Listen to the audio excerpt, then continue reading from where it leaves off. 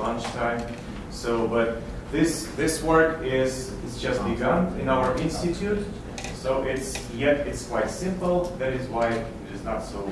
I believe it will be not that hard to follow the idea. So my name is Mikhail Seleznyov. I represent the Freiburg University, Germany, and we are in the project CRC 920, which is about designing and producing filters for steel cleaning, so cleaning of metal melt.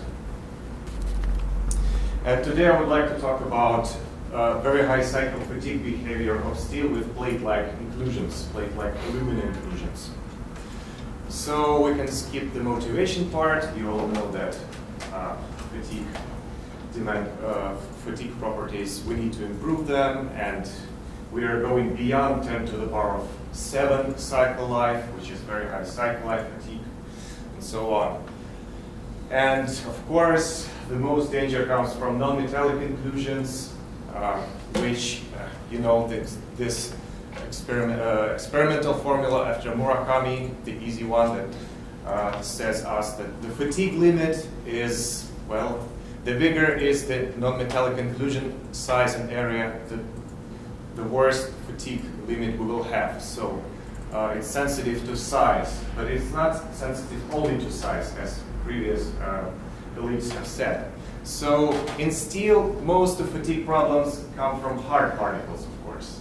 Hard, brittle, which have sharp edges especially, and most of them are alumina. So we can reduce sulfur now, but alumina is still a problem, especially when it's large. So steel can be now refined, and it should be refined.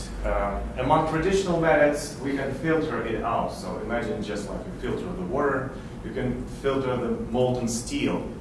This is one point. This is, how to say, purely mechanical process, because particles just trapped in the filter. But there is other effects which could be used, so-called reactive reaction of filter surface with the steel. And to investigate this reaction, you can just take this filter, dip inside the molten steel for a short time, in just 10 seconds, pull out. And due to this reaction, you can reduce the population of alumina more than up to 90%. This was already reported in our institute. So imagine just in 10 seconds, you get most of the particles away, most of the alumina. So, but also, when we were investigating this steel after, we found that the shape of inclusions it's not like classically spherical, which is reported usually. So there are a lot of works on fatigue life, and mostly they show that the shape is, how to say, spherical. It could be clustered, but very high cycle fatigue behavior with plate-like inclusions is not reported so far, and this is the focus of its work, just to experimentally investigate this behavior of steel with plate-like inclusions. So I will not focus on the details. This finger testing, you have already seen in this scheme. We make this steel. We somehow cast it, then do the chemical analysis to check the chemical properties. Hot isostatic pressing to close possible voids. Machine the fatigue specimens. They are round shape with a diameter 4 millimeters. Then we quench steel, and what is important, we make a plasma nitriding of a surface. So of course our fatigue properties will increase, but the main goal here is we care about inclusions. So that's why we want to block the surface effects. So if the surface is hardened, we will not have a surface crack. So all of our cracks will depend only on inclusion parameters. That is our goal. And to check this treatment, we use hardness measurement and residual stress measurement. Finally, fatigue testing is made by resonant ultrasonic scheme, and finally fracture analysis with the microscope. So this is the principal scheme of this casting simulator. which was designed in our university just specially for this finger test. So there is a molten steel. We dip in this filter. Here is the filter. It's 17 millimeters. It's based in carbon bonded alumina form, and the most important things here is coatings. So different coatings: carbon nanotubes, alumina nanosheets, calcium aluminate, and without any surface, just as a reference. This is also, imagine this is the distance to the surface, this is the surface, and as we go deep into the specimen, in the middle or here, we could see that that the hardness goes to the core. It's 300 in the core, and up to the surface is up to 700. So, and the residual stresses are also in this nitrided layer, compressive residual stresses preventing crack growth. Now, this is just a summary code name for a filter type. This one was with no filter, just as a reference, of course. And we could see, we took also two steels with high so-called sulfur rich to see the influence of sulfur. And we could see that after only 10 seconds, the aluminium reduction is really high. Well, excluding only this one, but because it had no coating, it had no reaction with the melt.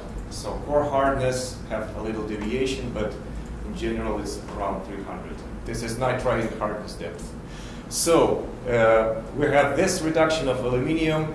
Our colleagues reported that the amount of particles also reduce to more than 90%. So we should expect the fatigue limit improvement. Few words about the testing machine. This is from Boku, Vienna. It's Austrian ultrasonic machine, and this is piezoelectric actuator. It produces the wave, the sound wave. It amplifies with ultrasonic core, finally comes into this specially designed specimen, which has a resonant frequency at around 20 kilohertz.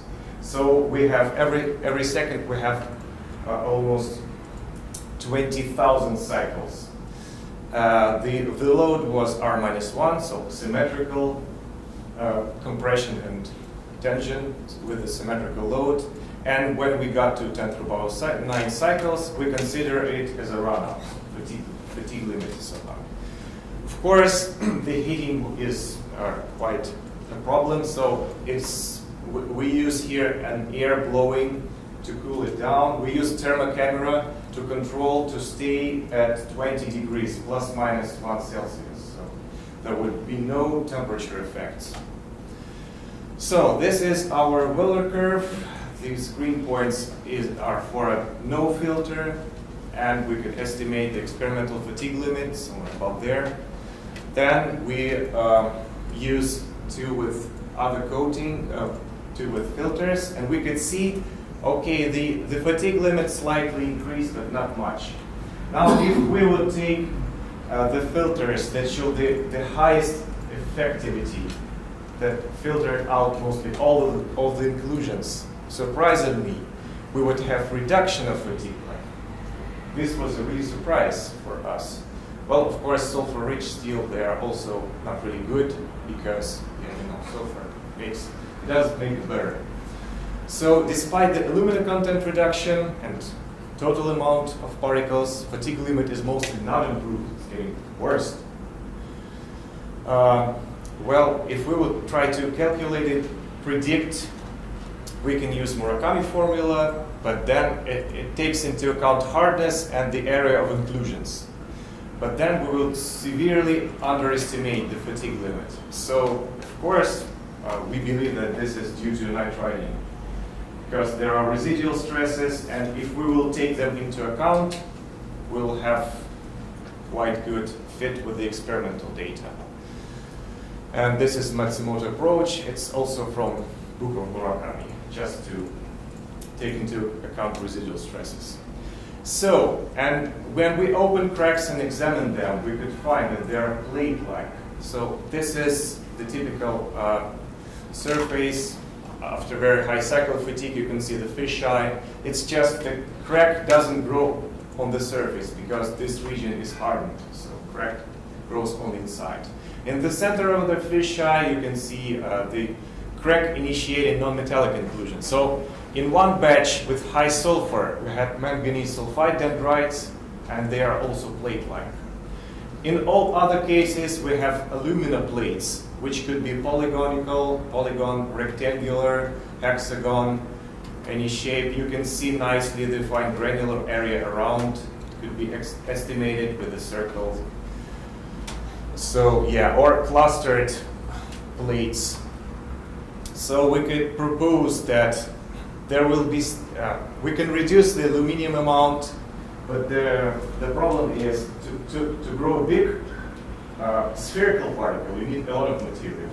But to grow this, guys, they're about 0.5 micrometer thickness. So you don't need a lot of material to grow them. So if you will have and you will have in steel aluminium some small amounts, you could have this problem. So independently of reduction of aluminium, this plates could grow and decrease the fatigue life severely. So here, if we would compare the size of these plates with the aluminium content, there is actually no correlation. So what parameter could we then take? We reduce the amount of particles, still no effect. We reduce the aluminium contact, no, fatigue life is not improved. So how could we then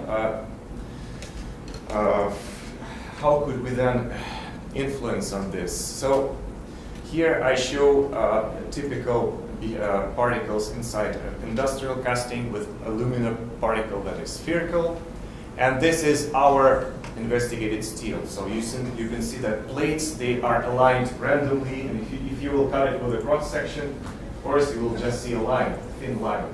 And now if you will take, as usual they count with semi-automatic metallographical inspection, when they count just area, you will severely underestimate this area because it's just a cross section. Actually, it's like this. And when the crack is growing, it grows, so this particle, it concentrates the stress with its entire area, not with the cross section. So it could be tilted in, even. How can you see it? Just this is the tilt angle. This is confocal laser scanning microscope image. So even if it's tilted, it will still concentrate stress with all the area. So if it will be smaller than the spherical ones, then we can avoid it. But if they will be big, then they will influence the fatigue life. How can we define this? So if we will take the Farad maximum to Farad minimum parameter, then if we will consider it less than 5, which is typical for spherical particles, we could see that this blue distribution. And the plate shape, their fatigue maximum and fatigue minimum are quite different, and their relation is more than 5, which gives us the red ones. So if the distribution goes beyond the spherical ones, then we will have problems due to plate lags. Then we will have to do something with this. So just to save time, I will skip the conclusions. It's almost the same as I said before. And I would like to thank the German Research Foundation for supporting our CRC project, and my colleagues from university for providing costs and so on. And a special thank to Talieta State University for providing for allowance of laser confocal microscope usage. Thank you.